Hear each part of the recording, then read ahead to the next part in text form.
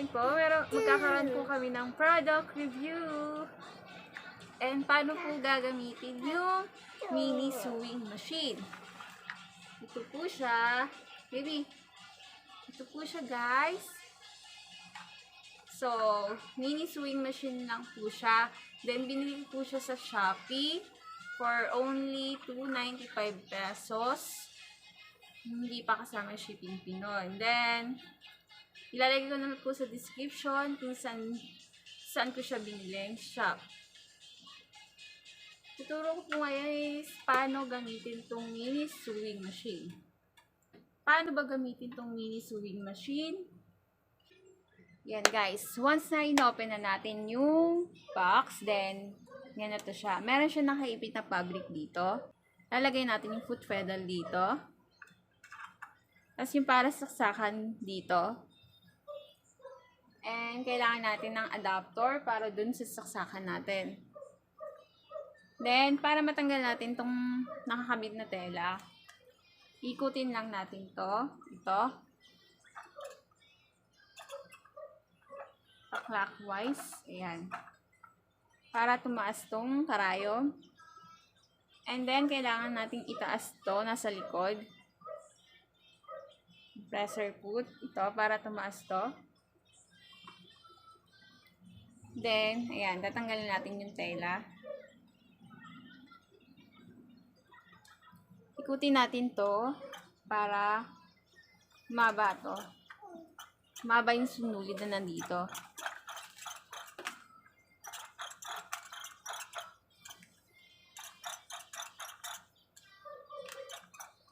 Tapos gupitin natin.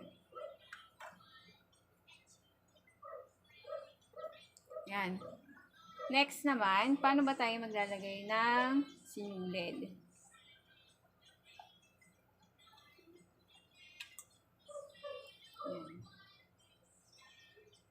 Ito, para tanggalin natin to.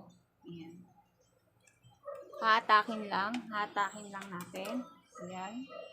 Tapos meron siyang spring. Paano ba tayo makapaglagay ng sinulid dito sa empty bobbin? So guys, ikutin lang natin siya dito ng kaunti. Hanggang di na siya natatanggal. Then, itong sinulid, ilalagay natin dito. Pataas. Then, itong bobbin, dito naman. Dito.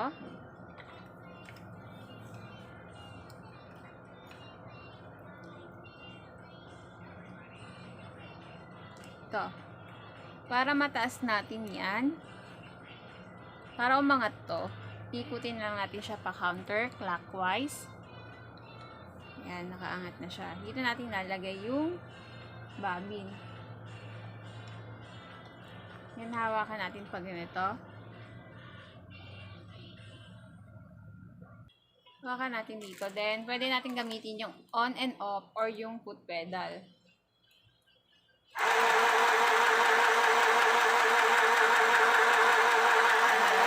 Nalalag na siya.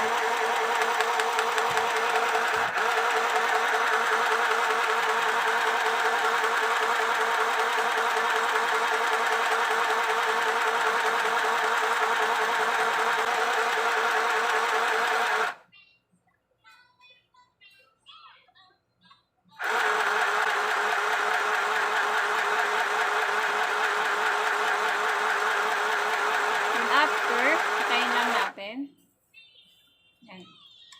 Okay na siya. Meron na siyang sinulid. Then, ibalik lang natin to. Then, ito, ipapasok lang natin dito. Then, yung spring. Tapos, ipupush lang natin. Pupush lang natin. Tapos, yung pagkakabit ng sinulid. Number 1, dito.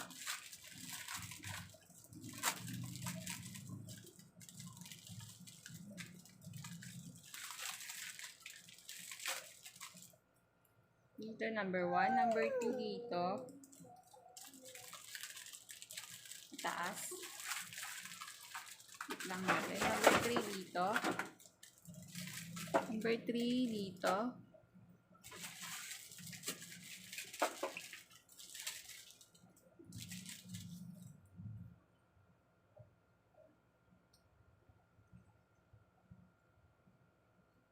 Number 4 ito.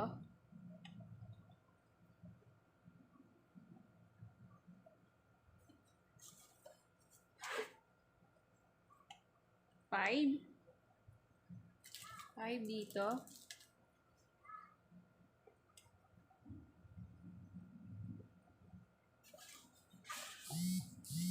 6 dito.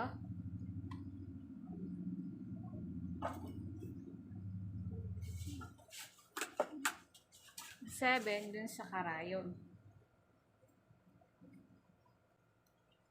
7 sa ilalim naman. Dito na ilalagay.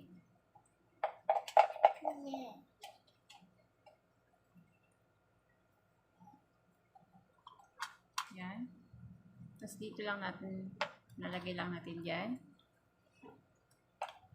Tapos, on lang natin. Tapos, hilain natin yung sinulid.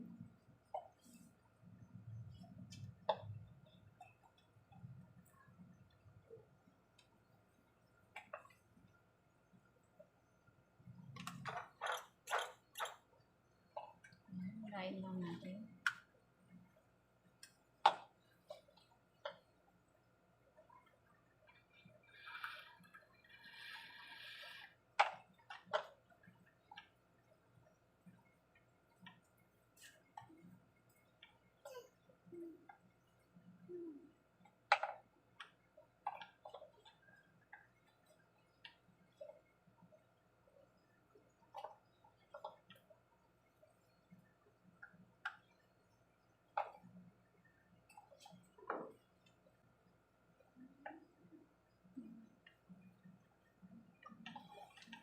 Lain lang natin siya.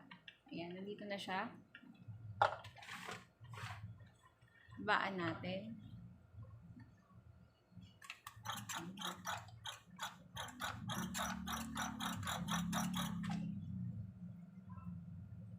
Ayan. Okay na siya. Dito na siya sa ilalim. Yung sinulad sa ilalim. Then, ilalagay lang natin to patalikod. Takpan lang natin to. Takpan lang natin to.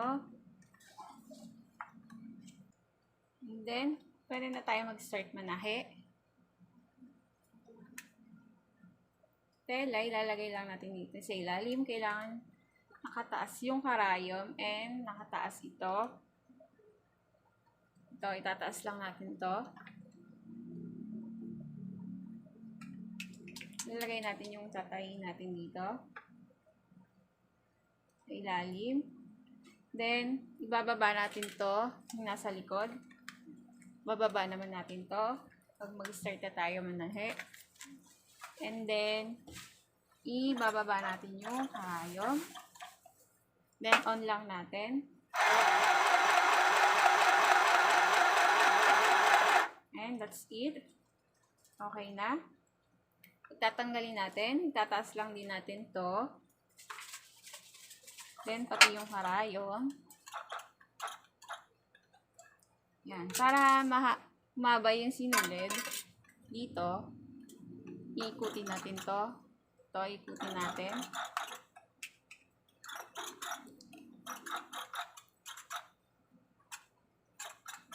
Then, gugupitin na natin.